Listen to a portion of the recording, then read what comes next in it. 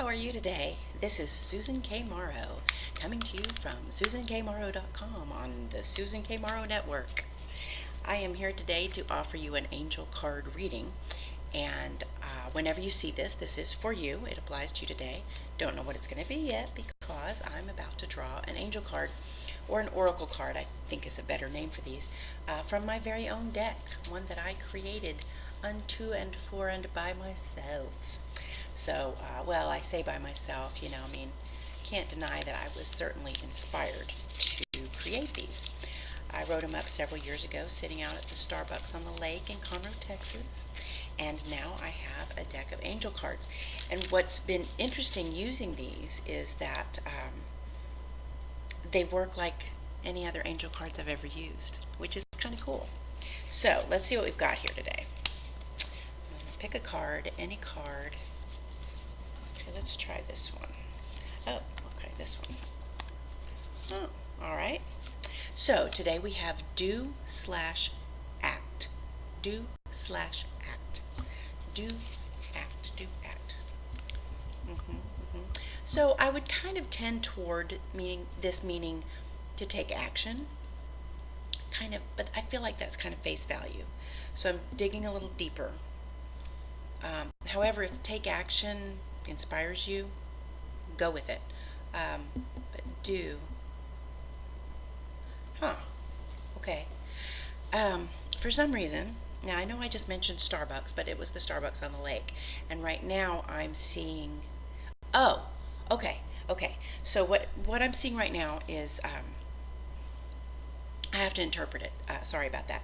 What I'm seeing is the Starbucks where I worked for about a year and a half a few years ago. And I worked there in part to get insurance for myself and my daughter, and in part to bring in some extra income. And it was really not a very pleasant experience. Nothing against Starbucks. I'm a big fan. But for me to have gone from,